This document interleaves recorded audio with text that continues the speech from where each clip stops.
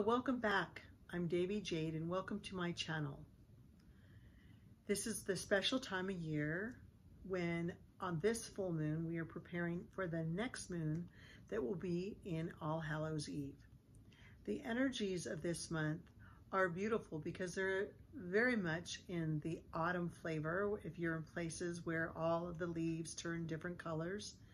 And in this transition, it is an opportunity and a calling out for those on the 31st, 1st, 2nd, and a couple of days after, a great exodus of spirits that are ready to move on their journey before the year's ends on the solstice. It's always refreshing and encouraging for us to know that we don't just stay here if we don't choose to do so. We absolutely have the choice to move forward and move on. I would also encourage you to play. It's a good time to play, to dress up, to pretend, because it is a very fanciful night. It's loaded with a lot of fun. But I would discourage you a bit from all of the more lower energies, simply because what you think about, you do attract. And we want this to stay safe and fun and full of magic. What I would encourage you to do is when you're getting your pumpkins this year, I know that we are now carving out all these beautiful things on the side, which is fine. The traditional way to carve was with happy faces, putting a light in there so that those spirits that were moving on their way would know that we were encouraging them with a smile and a wave and maybe a plate of goodies to feed them as they were on their long journey. What you might want to do is for their appetites and their hunger, they energetically partake of that. So have sandalwood incense or some sort of beautiful incense. They like that. It helps them and it purifies them. And also what you will want to do is you will want to put a plate of sweet things out, maybe apple ciders, a few fruits, soft candies, cookies. I would very much stay away from the harder candies or things that are made in the stores, because we want something that they can go on their way with that is wholesome and good for them as well. So what do you do with that once it's gone? Do you keep it for a few days? No. You would dispose of it very sweetly and kindly after 24 hours into the plants, or you could disperse them in places where animals can get them. The incense usually burns down to nothing, so that's good. And I would not eat that type of offering, because then you're just eating things that you were giving away. There are different kinds of offerings that when we do put them on our altars, we can partake of them, but not in this case. Put them out on your front doorstep or put them out on the back, where they can, when they pass. They will know that you were being kind to them and their way to the next place. So what do we do for this? Well, first of all, it is called sowing. That's a very old Celtic way of saying it. That's where Halloween came. It's All Hallows Eve or All Hallowed Eve. It changed when traditions started changing, but the original way of saying it was sowing. And so we are doing that. We are sowing things toward us, and we are letting go of things at this time.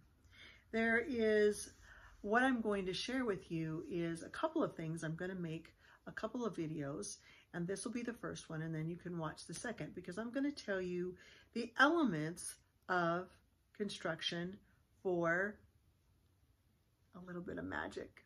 Yes. And as time goes on, maybe I'll get really fun about this and create 2 or 3 of these little spells before we get to All Hallows Eve, which is the great celebration. I always have something for that. What you'll want to do is, first of all, number 1, when you do this sort of thing in your life, This is nothing more than law of attraction, although it's taking it up a notch. You don't have to run around and get everything. I've explained that to you over and over again. It truly is, how clear are you on your intention? The candle is there for you to be with that energy, because that energy of the light of that flame is connecting you with their connection and your own personal fire inside. And then you're speaking these things, or you're, imaging these things. And the more that you are intent on that, the quicker it will show up for you. The faster the candle burns, the more that you know that you were very clear on what you were asking for. So you'll want to plan how you're going to visualize that. It is setting the mind. So I've spoken about this. We have a catchword now, mindset. Everyone's like, I've got a mindset. You have to have a mindset. But let's flip it. Let's set the mind. Let's set the mind into a positive action of what is it we desire. And I would say to you, start out with something little. We inevitably want to start out with these large goals, and then we're not seeing what the magic is because we didn't start out with something so tiny that we could see how we manifested that, and how the little miracles around us that helped us to make that happen. The angels are very much a part of this because they're of the ether energy, and that's all the higher energy. And then if you call the deities that you desire to help you, I also would encourage you to stick with those that you pray to and that you do devotion with, because they're the ones you're the most connected to, and you'll be able to see where they are in your life and how they show up with you and how you show up for them. What I would like you to do is get a candle, and there's different kinds of candles. These different kinds of candles do represent different chakras. You can go on different websites now and, purchase just a little box of them, and they come in all kinds of assorted colors, and do your shopping and make sure that they're pretty decent candles. The chime candles are the very easiest because they burn quicker. I also encourage you to get the votives. They burn quicker as well. They're a little bit behind. They take a little bit longer, but you don't necessarily need to go buy, big, huge pillar candles or long stick taper candles or any of those things, or candles that are in jars that cost a lot of money. Magic is not conducive to how much you're going to run out and spend. It's more about how much you are immersing yourself in the joy of the giving over to yourself to something that's higher inside of you. This is part of All Hallows Eve because we are going to be doing prayer work for and on behalf of them come that time, so that they will pass very quickly and very easily to their next place. I wouldn't encourage anyone to do that. I'm just saying that we will be doing that together. It's much for your own ancestors too, that you'll have a connection with them, and also, again, the connection with the angels and your deities as well.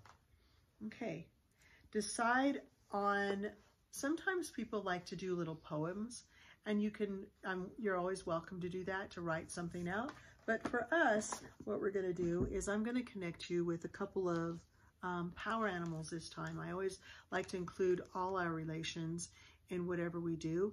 So in this particular video and the one that's coming next, I want you to get a picture of a turtle if you can, because turtle is part of it's feng shui. There's a magical formula on the back of the turtle. Okay, now you don't need to go running around and finding out what it is. Just trust that there is that magic there. It will work for you if you simply have the faith to allow it to work. And turtle is a representation of Mother Gaia, of Mother Earth. The turtles are very low to the ground. They can be on land and in sea.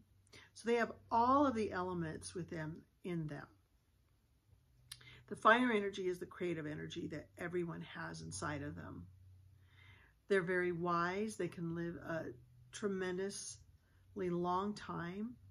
And if you do want to read about them, I would encourage you to do that. There's lots of, you know, good documentaries on sea life, and that would be a good thing. And if you feel so inclined, definitely do find places you can donate to these different kinds of mammals and amphibians and such, because they cannot take care of themselves. We must take care of them. So that is part of All Hallows Eve as well. Why? Because everything is hallowed. And as we serve these sorts of things, that magic will manifest even faster. So the other animal that we're going to work with is one that people don't like so much, and that is Spider. Spider is, you see it a lot around Halloween, all the cobwebs and everything, but Spider is the goddess Ariadne, and she weaves all of the dreams for us. That's where the dream catchers come in. Okay, but in the stars, if you connect and if you understand the constellations, they all connect one to the other in a path working for us, for those of you that would want to know that little bit of a teaching. So what we're going to do is we're going to, since it's All Hallows Eve coming and we're in full moon, we want to have, number one, we want to have everything prepared. We want to get our little piece of paper here. I've showed that to you before. You definitely want your pen that you only use for when you're doing this sort of magic, put it aside. You want your oils. Now I have a couple this time. I've decided to use one that's a home mixture that I made for wealth, and then another one that's an oil, and it's called Sacred Mountain. And the reason I chose this is because it's got Lang Lang in it, and it's got, let me see, so you can see this. Let's see. It's got a certain kind of a bark in here. Oh, here it is. It's got black spruce in it, and I wanted that because it's like a sacred mountain. It had a very earthy, and that goes along with our turtle medicine. And then this here, this particular one, it's homemade. This is a combination of just little herbs to bring wealth. So that's what's going to go on here. And when I do this sort of thing, it's not only for myself, it's for all of those that come to the channel. So the other thing I decided I thought I would like to have this time is a piece of red. You can get red thread, embroidery thread. This one happens to be one for feng shui. I have some of these little bracelets that I get occasionally. So this here will go wrapped around here when I put it like in a little scroll. Okay, I will do that. If you want to get your candles and you want to put glitter on them, I would encourage that because that's always fun. These are the times, this full moon and the next moon, and then the following moon after that, these next 3 moons is when you really want to embellish everything and really go for it, because there's so much magic in the air. Then I've actually got this time a couple little things. I've got this particular holder. Now what I love about this is I can put this votive in there. We're going to be doing, you can get either dark purple, or this one happens to be black. I like to use that for the full moon sometimes. Black is indicative of all the colors, just like white. It's the opposite of that. It's going inside instead of out, which is what we want for the full moon, because that moon energy is going to come on me and encourage me to go within. So this black candle is going to do that. It can go there, but if you get a smaller candle or a taper, if you happen to do that, you can put it in here, in this side. So this one's a dual. So there. So I'll put the oils on there. Now I've got a couple little things because I like little Halloween things. I've got these scissors because I thought what I would do is I'll use these for scrying on the side, which is putting what I want on the side of the candle. But I also thought if I decided to make this a little rounder or make it, embellish it a little bit, I could do that. Okay, so that's those things. And then if you wanted to do it, you can use a little skull. I happen to have this and put the candle in there. Or if you happen to have a little pair of wings, you know, you could put the candle in there, whatever you would like. Okay, this kind of a skull isn't bad. This is just, again, who's walking along. They are going to be heading out to the west. So I thought this might be nice if I use this for one of my candle workings. Okay. Or I could put a little bit of, I wouldn't use this in particular to put on the porch for an offering. I wouldn't pour anything in there, put candies in there. No, I would use it for the candle so it would light up.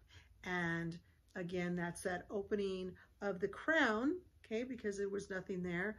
And so they can find their way, they can be open to receiving what's going in. So I've got these little black wings, which I like, so I've got those.